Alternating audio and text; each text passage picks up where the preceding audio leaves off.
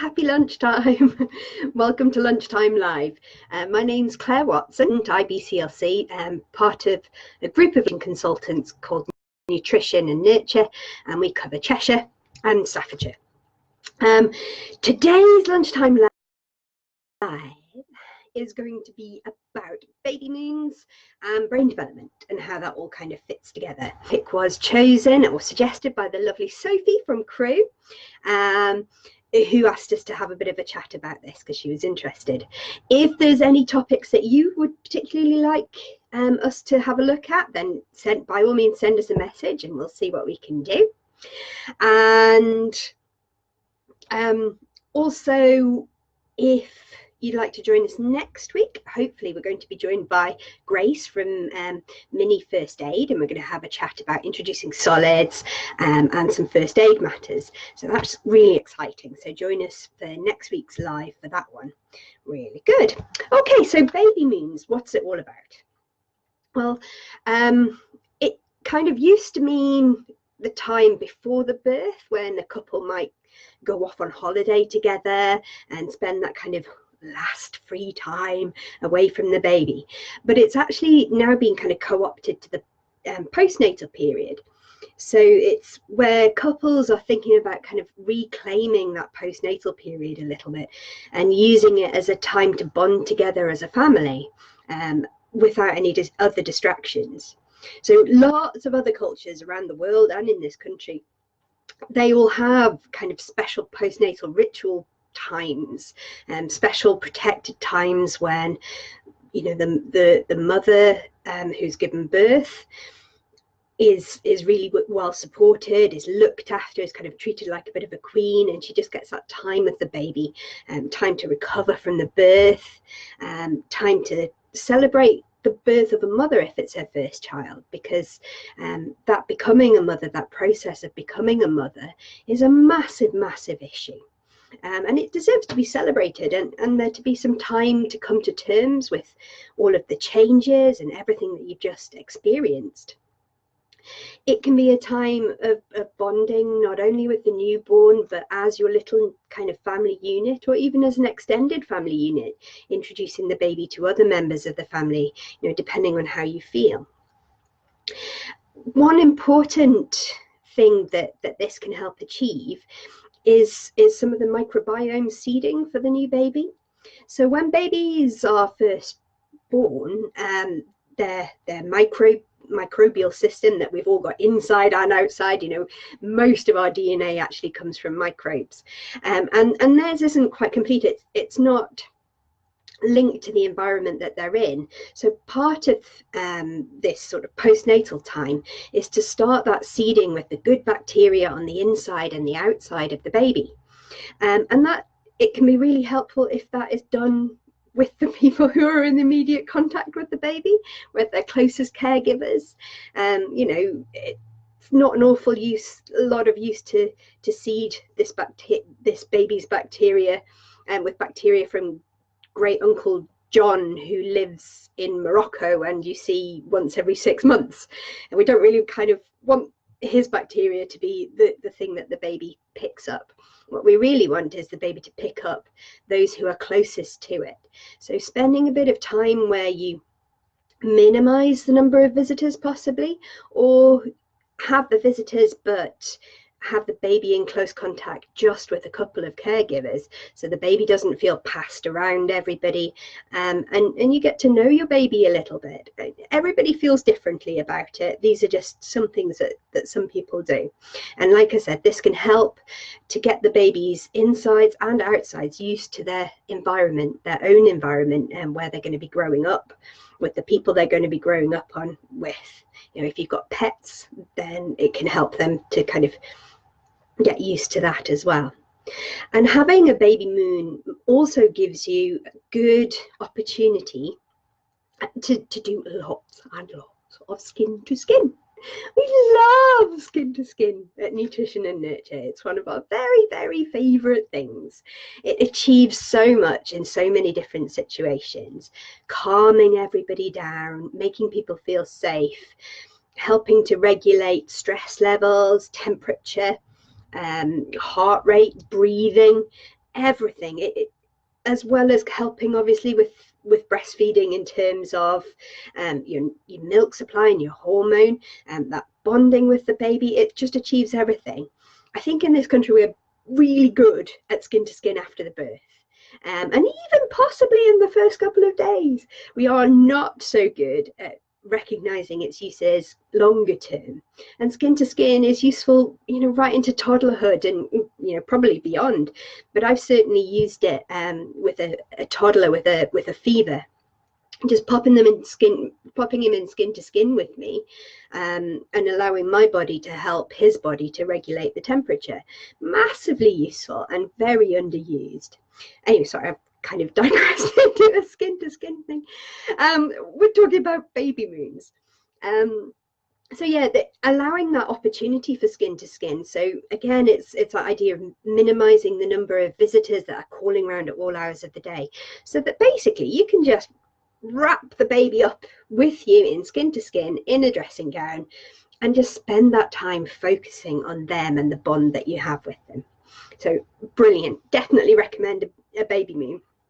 Personally, I did actually have one. I had a good 2 weeks where we really minimized the number of people that came, and it really helped me. If you don't know my history, I suffered from tocophobia, a fear of pregnancy and birth, and I was very, very worried about how I was going to bond with this creature that I was frankly terrified of.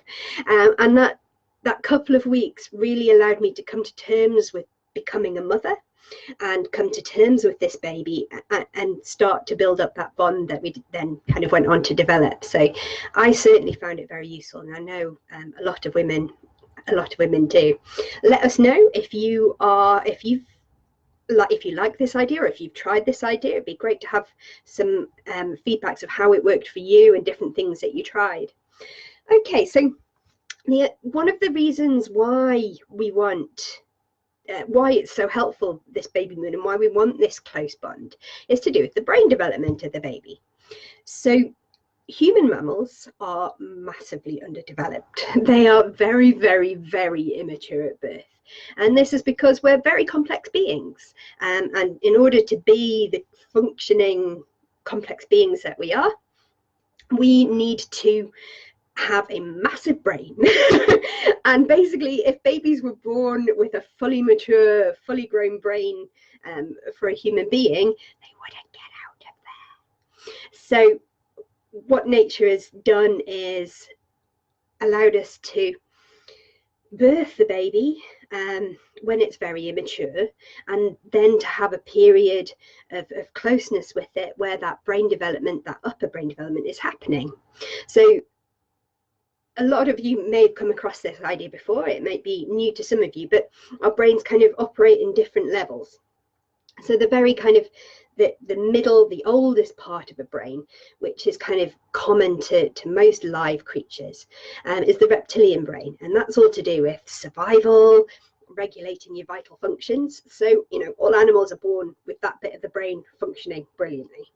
Then you've got the kind of limbic layer of the brain, and that's kind of common among mammals. So that does things like emotions, deals with emotions and value judgments, that kind of thing. So slightly more complex ways of looking at the world.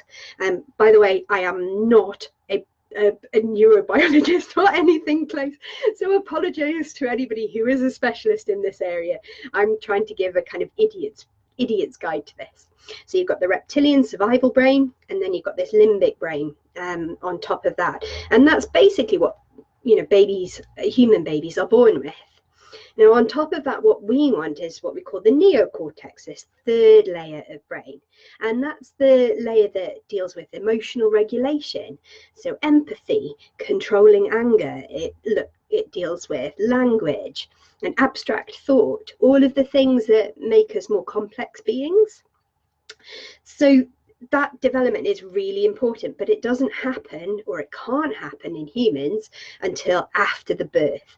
So these first, they think the first kind of, they call it the 1001 days. So the first kind of just over 2 years is this time when that upper layer, that neocortex of the brain, is doing huge amounts of development. All these connections are being made, and the brain is just growing and growing and growing. And it's kind of our job as parents to allow that to happen, or to make an environment where that can happen to the optimal level that we possibly can. One of the things that aids brain growth and allows those connections to be made is the hormone oxytocin. Slightly an obsession of breastfeeding supporters. I've also got my human milk t-shirt on today, which also has an oxyflower on it. So it's important in loads of different aspects, in birth and breastfeeding, everything, loads of things, but also it's really key to this brain development. So oxytocin allows these connections to happen. The thing that stops that is stress. So if a baby's in stress, then the cortisol can stop some of these brain developments happening, and we kind of go back to our survival brain again, our reptilian brain. So what we try and do is create a really low stress environment where you're responding to the baby. This does not mean that the baby isn't going to be crying and isn't upset, or that a baby who is crying is somehow, having their brain damaged. What this means is that if the baby is responded to, we know that lowers the cortisol levels, and in skin to skin, we know that raises the oxytocin levels, and that will allow all of this brain development to happen. We're kind of finding in this country, and I've had feedback from teachers, that they're seeing far more problems these days with attachment behaviour, with difficulties in attachment in the children that they're seeing coming into school.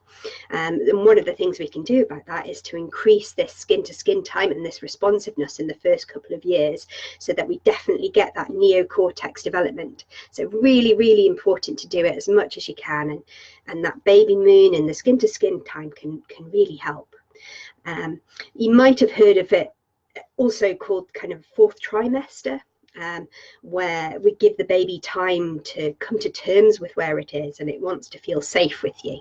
I mean, it's fairly obvious really that if you've got a very immature creature that isn't able to survive on its own, it needs to be with a caregiver, and it needs to inspire that caregiver to look after it at all times. And we are carrier mammals. We're not designed to leave our young somewhere else and go off and do stuff. We're designed to carry our babies with us the whole time and just get on with life in the meantime. And that is how our baby is expecting to have its needs met. It's not its fault that it hasn't quite caught up with modern times yet. So sometimes there's a bit of a balance to be had between our expectations and our desires to lead a normal life and get back to normal and do all this sort of thing, and the babies need to be looked after and carried constantly. There's no wonder that it cries if you put it down, is there really? Because the lion's going to come and get it, and you may never come back. As far as the baby is concerned, it wants to be with you as much as possible. So the more you can meet the baby's needs, the easier your life is going to be. The quicker you can kind of wrap your head around that, the easier it's going to be. And you're certainly not going to create a rod for your own back or any of those old ideas. There's loads of research and still research ongoing about the impact that responsive parenting can have on your baby's brain. So having said all that, it can be quite intense. It's a massive feeling and a big change from being somebody without a child to somebody suddenly with this baby who is so reliant on you, and it feels very intense. So again, back to the baby moons, give yourself a chance to adjust to that in a low stress environment where you don't feel judged by anyone and you can experiment and try things out. Other things that can help: baby wearing, complete lifesaver. If you can strap the baby to you, preferably in skin to skin, you've got 2 free hands. You can have your drink, you can crack on with life, you can go out and about, do whatever you like, but the baby still feels safe. I'm hoping very much that I can persuade Nicole from Congleton Sling Library to come and do one of these one day and have a bit of a chat about baby wearing. If you haven't been to one of their sessions before, definitely recommend it. They do one in Congleton, one a month in Congleton, one in Haslington, and one in Biddulph. So you can get some really good information from there. Other things, obviously, again, limiting visitors so that the baby feels secure and learns who its primary caregivers are and that they are going to be responsive to it. And lower your own expectations of yourself. Be nice to yourself. We put so much pressure on ourselves to be these amazing people who are going to get everything right and just also achieve carrying on with normal life and doing all this stuff. And it can really harm the way that you think and the way that you experience those early days. So just lower your expectations. Survival is very good. So keeping you and the baby alive and well is pretty much winning. All right. So don't expect anything else on top of that. Is a complete bonus. Brilliant. If you are struggling with any of these things, then talk to people, your health visitors, your midwives, lactation consultants, friends. Try and make a connection with somebody, either in a private, either privately if you don't feel comfortable in a group, or get out to a group. That's what the breastfeeding support groups, the mums and baby groups, that's what they're really good for, finding your village so that you've got some support through those early days, which are really tough. Okay, that's pretty much all I have to talk about today. So it's been lovely seeing you, and I'll hope to see you next week. As I said, I'm hoping that Grace from Mini First Aid, Grace from Mini First Aid is going to join us, and we'll have a great session. It'll be nice to actually talk to somebody else rather than just talking at the computer screen. Anyway, nice to see you. Have a nice afternoon. Bye.